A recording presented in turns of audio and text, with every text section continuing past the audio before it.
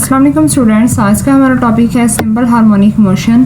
और last lecture में हम लोगों ने स्टडी किया था motion of mass attach to spring, और आज हम स्टडी करेंगे इसकी सेकंड एग्जांपल जो कि है मोशन ऑफ सिंपल पेंडुलम। तो सबसे पहले what is simple harmonic motion? Simple harmonic motion occurs when the net force is directly proportional to the displacement from the mean position and is always directed towards the mean position।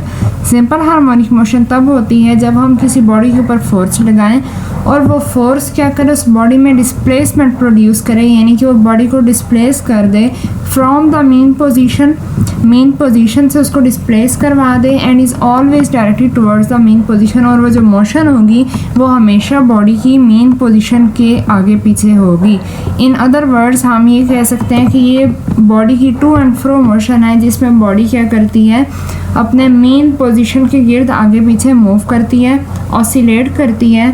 और सिर्फ इसमें क्या चीज़ एक additional है कि इसकी जो motion है वो हमेशा क्या होगी, मेन पोजीशन की तरफ होगी।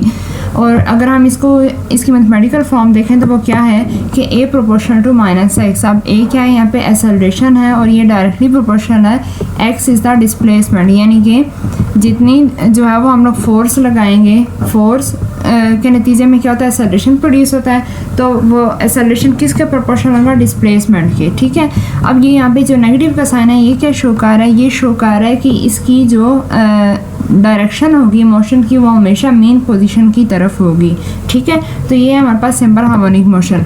अब हम लोगों ने इसमें स्टडी करना है सिंपल पेंडुलम।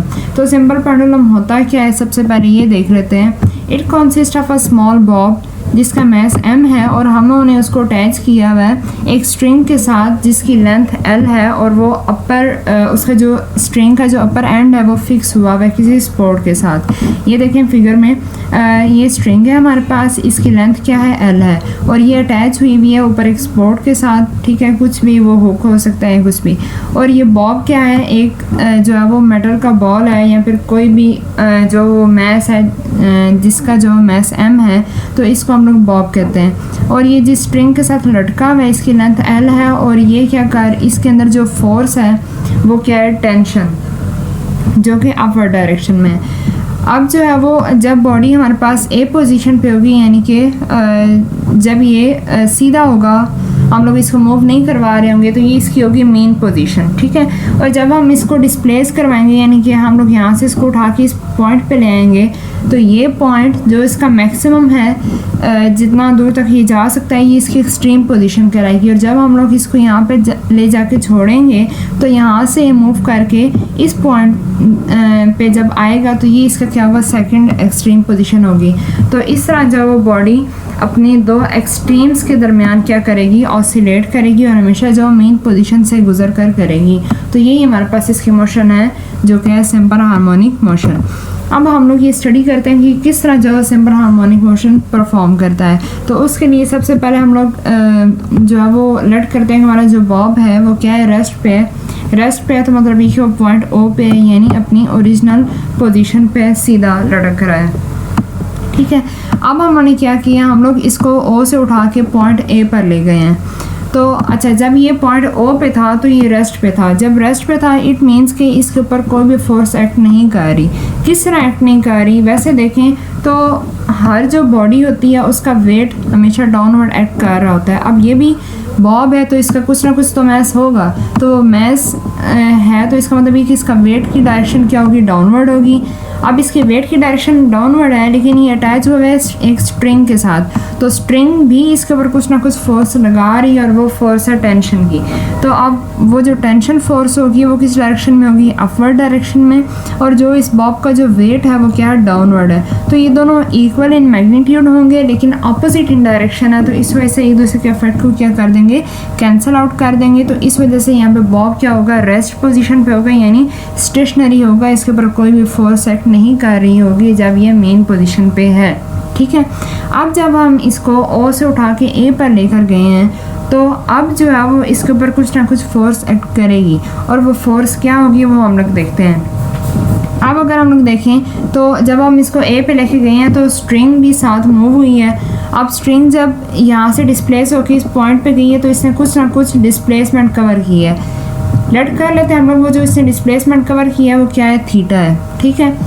अब क्या है कि tension is always upward direction में है, अब जो वेट है वो क्या है, डाउनवर्ड है। अब अगर देखें तो ये दूसरे के बिल्कुल सीध में नहीं है, सिंपल वर्ड्स में अगर हम लोग देखें टेंशन इस डायरेक्शन में और वेट क्या है इस डायरेक्शन में, तो यहाँ पे ये दूसरे के इफेक्ट को कैंसिल नहीं करेंगे। अच्छा, अब जब जो है वो यहाँ पे डिस्प्लेसमेंट कवर हुआ है तो यहाँ पे एक एंगल बना है थीटा। अब अगर हम लोग देखें तो ये एक ट्रायंगल हमारे पास बन चुकी है। इसी ट्रायंगल को अगर हम लोग यहाँ पे ड्रॉ करें तो अगर आपको याद हो हम लोगों ने 9th में एक टॉपिक पढ़ा था रेजोल्यूशन ऑफ फोर्सेस का। इसमें क्या होता है, हम लोग फोर्सेस को उसके परपेंडिकुलर कंपोनेंट्स में रिजॉल्व कर देते हैं। किस तरह, एक हमारे पास उसका एक्स कंपोनेंट बनता है और एक होता है वाई कंपोनेंट। जो एक्स कंपोनेंट था उसको हम लोग कहते हैं कि ये कॉस थीटा का है, और जो वाई कंपोनेंट है उसको हम लोग कहते हैं ये साइन थीटा के। तो इसी तरह से ये जो ट्राइंगल बड़ी बन रही है इसको हम लोगों ने यहाँ पे ड्रॉ किया, यहाँ पे भी एंगल कितना है, थीटा है। अब क्या है कि जिस लाइन पे एंगल बन रहा होता है वो ट्रायंगल की बेस होती है, और इसकी जो सामने वाली साइड होता है वो इसका क्या होता है, परपेंडिकुलर होता है। अब जो बेस है यहाँ पे, अब हम लोग रिजॉल्व किसको कर रहे हैं, वेट को, यानी mg वाले कंपोनेंट को। तो जब हम इसको रिजॉल्व करेंगे तो एक कंपोनेंट इसका जो x वाला होगा वो बनेगा mg cos थीटा, और जो y कंपोनेंट है वो बनेगा mg sin थीटा। तो mg cos थीटा और टेंशन ये दोनों एक दूसरे की क्या है, इक्वल इन मैग्नीट्यूड है बट अपोजिट इन डायरेक्शन है। तो इस वजह से ये दूसरे के इफेक्ट को क्या करेंगे, यहाँ पे कैंसिल आउट करेंगे। तो इस वजह से यहाँ पे mg cos थीटा के अलॉन्ग जो है वो कोई भी मोशन नहीं होगी, यानी कि ये फोर्स हमारे पास क्या हो जाएगी, ज़ीरो हो जाएगी। तो यहाँ पे सिर्फ जो मोशन होगी वो होगी mg sin थीटा की वजह से, और ये यहाँ पे एक्ट करेगा एज द रिस्टोरिंग फोर्स।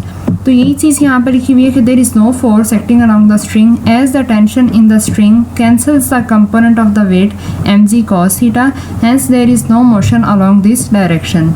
उसके बाद the component of weight that moves the bob back to the mean position is mg sin theta, और यही एक्ट करेगा एज अ रिस्टोरिंग फोर्स। अब जब हमारे पास बॉडी पहुंच जाएगी पॉइंट ओ पर, यानी रिस्टोरिंग फोर्स की वजह से बॉडी हमारी पहुंच जाएगी पॉइंट ओ के ऊपर। अब रिस्टोरिंग फोर्स क्या है, पिछले लेक्चर में भी हमने डिस्कस किया था, ये वो फोर्स है जो हमेशा बॉडी को अपने मेन पोजीशन की तरफ लेकर आती है। रिस्टोरिंग फोर्स ऑलवेज पुश और pulls the object performing oscillatory motion towards the mean position, यानी कि जो भी बॉडी ऑसिलेट कर रही होगी, वाइब्रेट कर रही होगी टू एंड फ्रो, तो रिस्टोरिंग फोर्स हमेशा उस बॉडी को मेन पोजीशन की तरफ लेकर आएगी। अब यहाँ पे जो रिस्टोरिंग फोर्स सेट कर रही है वो है mg sin थीटा। तो हमने लिखा कि फोर्स यहाँ पे किसके बराबर है, mg sin थीटा के बराबर है, और यहाँ पे जो नेगेटिव का साइन है ये शो कर रहा है कि बॉडी ने हमेशा मेन पोजीशन की तरफ मूव करना है। तो इस वजह से यहाँ पे फोर्स हमारे पास जो रिस्टोरिंग फोर्स है वो बराबर है F = -mg sin थीटा, और ये जो है वो क्या करेगी, बॉडी को मेन पोजीशन A से O की तरफ लेकर आएगी। उसके बाद जब बॉडी हमारे पास O पोजीशन पे पहुंच जाएगी तो क्या होगा कि यहाँ पे उसकी वेलोसिटी हो जाएगी मैक्सिमम। आपको वैसे भी पता है कि जब बॉडी ऊपर से नीचे आ रही है तो बहुत तेज़ी से आती है, तो यानी जब तेज़ी से आ रही है तो इसका मतलब ये है कि वहाँ पे उसकी वेलोसिटी क्या है, मैक्सिमम हो गई है। अब जब वो पॉइंट ओ पे पहुँच जाएगी तो यहाँ पे बॉडी रुकेगी नहीं, बल्कि ये इनर्शिया की वजह से पॉइंट बी के ऊपर चली जाएगी, जो कि क्या है, सेकंड एक्सट्रीम पोजीशन है। अब जब बॉडी हमारे पास एक्सट्रीम पोजीशन बी पे जाएगी तो यहाँ पे दोबारा जो है वो जिस तरह पॉइंट ए पे फोर्सेस एक्ट कर रही थी उसी तरह अगेन पॉइंट बी पे भी एक्ट करेंगी। अब जब हमारे पास बॉडी पॉइंट बी पे पहुँचेगी तो यहाँ पे जाके बॉडी थोड़ी देर के लिए रुकेगी। हमें बज़ाहिर इतना फील तो नहीं होता कि रुक रही है, लेकिन फॉर फ्यू सेकंड्स बॉडी रुकती ज़रूर है, और उसके बाद क्या करती है, बॉडी दोबारा अपने मोशन स्टार्ट करती है। तो जब एक दो बॉडी रुकी है तो इट मीन्स वहाँ पे उसकी जो वेलोसिटी है वो क्या हो जाएगी, ज़ीरो हो जाएगी, कि पॉइंट बी के ऊपर वेलोसिटी क्या होगी, ज़ीरो होगी। अब क्या होगा, अगेन जब पॉइंट बी पे गया तो दोबारा रिस्टोरिंग फोर्स एक्ट कर रही है, और वो रिस्टोरिंग फोर्स क्या होगी, mg sin थीटा। तो वो mg sin थीटा दोबारा जो बॉडी को पॉइंट बी से ओ पर लेकर आएगी, और इसी तरह क्या करेगी, बॉडी अपनी मोशन कंटिन्यू करेगी to and fro about the mean position, और इस वजह से ये हमारी मोशन क्या कहलाएगी, सिंपल हार्मोनिक मोशन कहलाएगी। अब हम लोगों ने इस टॉपिक में जितने भी पॉइंट्स पढ़े हैं उसको अगर हम लोग समराइज़ करें तो वो क्या होगा, सबसे पहले रिस्टोरिंग फोर्स क्या होती है, मैक्सिमम होती है एट द एक्सट्रीम पोजीशंस पे। जब भी बॉडी एक्सट्रीम पोजीशन पर पहुंचेगी तो वहाँ पे उसकी रीस्टोरिंग फोर्स क्या होती है, मैक्सिमम होती है। हम लोगों ने मास स्प्रिंग सिस्टम वाले टॉपिक में बात की थी कि बॉडी जब भी अपनी ओरिजिनल पोजीशन पे होगी तो वहाँ पे उसकी रीस्टोरिंग फोर्स ज़ीरो होगी। क्योंकि वहाँ पे बॉडी अपनी ऑलरेडी ओरिजिनल पोजीशन पे है, तो जब हम उसे उठा के एक्सट्रीम पोजीशंस पे ले जाएंगे तो अब बॉडी ने क्या करना है, दोबारा अपनी असली पोजीशन पे आना है। तो जितना हम उसको दूर लेकर जाएंगे, जितनी हम उस पर फोर्स ज़्यादा अप्लाई करेंगे, उतनी क्या होगी, उसके अंदर फोर्स ज़्यादा स्टोर होगी, और जितनी फोर्स ज़्यादा स्टोर होगी उतनी तेज़ी से बॉडी क्या होगी, दोबारा अपने मेन पोजीशन की तरफ आएगी। तो यहाँ पे पता क्या चला कि मेन पोजीशन पे जो रीस्टोरिंग फोर्स है वो ज़ीरो है, और एक्सट्रीम पे क्या है, रीस्टोरिंग फोर्स मैक्सिमम है। उसके बाद जो नेक्स्ट चीज़ है वो क्या है, एक्सेलरेशन। अब एक्सेलरेशन और फोर्स ये दोनों एक दूसरे के प्रोपोर्शन होते हैं। According to Newton second law उसमें क्या आता है, F=m में जिस तरह फोर्स बढ़ती है वहाँ पे एक्सेलरेशन भी इंक्रीज़ होता है, और जिस तरह फोर्स कम होती है वहाँ पे एक्सेलरेशन भी डिक्रीज़ होता है। तो जिस तरह फोर्स एक्सट्रीम पे मैक्सिमम थी, इसी तरह एक्सेलरेशन भी क्या होगा, एक्सट्रीम्स पे मैक्सिमम होगा, और मेन पोजीशन पे एक्सेलरेशन क्या होगा, ज़ीरो होगा। उसके बाद पोटेंशियल एनर्जी की बात करें तो पोटेंशियल एनर्जी भी क्या है कि वो भी एक्सट्रीम्स पे जाके मैक्सिमम हो जाती है और मेन पे ज़ीरो हो जाती है। क्योंकि आपको पता है पोटेंशियल एनर्जी हमेशा बॉडी की जो है वो पोजीशन पे डिपेंड करती है। यानी कि बॉडी एक जगह पे पड़ी हुई है तो उसके अंदर कौन सी मोशन होगी, उसके अंदर कौन सी एनर्जी होगी, पोटेंशियल एनर्जी होगी। ठीक है, तो पोटेंशियल एनर्जी एक्सट्रीम पोजीशंस पे मैक्सिमम है और मेन पे क्या है, मिनिमम है। उसके बाद अगर हम लोग वेलोसिटी की बात करें तो वेलोसिटी अब इन तीनों के ऑपोजिट है। वो किस तरह कि जो है वो जब बॉडी एक्सट्रीम पे जाती है तो वहाँ पे जाके बॉडी स्टॉप कर जाती है। इट मीन्स कि वहाँ पे वेलोसिटी क्या हो जाएगी, ज़ीरो हो जाएगी, और जब बॉडी ऊपर से नीचे आएगी यानी मेन पे पहुँचेगी तो वहाँ पे जाकर उसकी वेलोसिटी मैक्सिमम हो जाएगी। तो velocity zero at the extreme position और मैक्सिमम होगी मेन पोजीशन पे। इसी तरह काइनेटिक एनर्जी जो है वो भी, अब ज़ाहिर है काइनेटिक एनर्जी कब आती है बॉडी में, जब बॉडी मूव कर रही हो। तो जब बॉडी मूव कर रही है तो वहाँ पे काइनेटिक एनर्जी भी क्या होगी, मैक्सिमम होगी, और जहाँ पे बॉडी स्टॉप है वहाँ पे काइनेटिक एनर्जी क्या हो जाएगी, ज़ीरो हो जाएगी।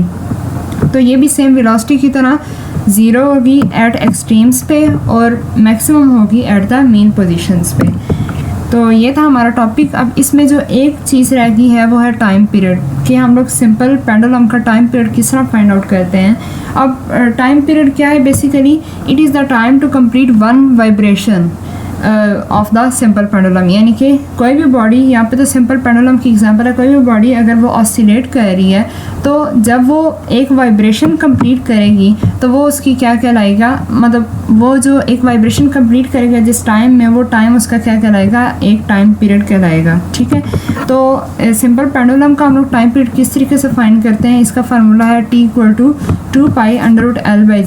अब यहाँ पे T is for time period, 2π हमारे पास कांस्टेंट वैल्यूज़ हैं, 2 एक नंबर है, और पाई की हमारे पास वैल्यू होती है 22/7, जिसको हम लोग डिवाइड करें तो वो आती है 3.14। तो ये हमारे पास क्या है, दो कांस्टेंट्स हैं। इसके बाद स्क्वायर रूट, और स्क्वायर रूट के अंदर है L/g। अब L यहाँ पे क्या है, L is the length of the string, और G हमारे पास क्या है, ग्रेविटेशनल फोर्स। अब यानी कि जो टाइम पीरियड है वो डायरेक्टली डिपेंड कर रहा है लेंथ ऑफ द स्ट्रिंग पे। यानी कि जितनी जो है वो स्ट्रिंग की लेंथ ज़्यादा होगी उतना टाइम पीरियड भी ज़्यादा होगा, और जितनी लेंथ कम होगी उतना टाइम पीरियड भी कम होगा। और जी की वैल्यू भी हमें पता है, वो कांस्टेंट है, जो कि क्या होती है 10 मीटर पर सेकंड स्क्वायर, या फिर जो है वो 9.8 मीटर पर सेकंड स्क्वायर। तो ये था आज का लेक्चर। आई होप आपको अच्छा लगा होगा। अगर अच्छा लगा है तो इसको लाइक कर दें, और अगर अभी तक आपने चैनल को सब्सक्राइब नहीं किया हुआ तो सब्सक्राइब भी कर दें, और बेल आइकन भी प्रेस कर दें ताकि आपको तमाम आने वाली वीडियोज़ का नोटिफिकेशन मिलता रहे। और मिलते हैं नेक्स्ट वीडियो में, और इसको शेयर ज़रूर कीजिएगा अपने फ्रेंड्स के साथ, ताकि अगर आपको फ़ायदा हुआ तो उन्हें भी इससे फ़ायदा हो। मिलते हैं नेक्स्ट वीडियो में। टिल देन टेक केयर, अल्लाह हाफिज़।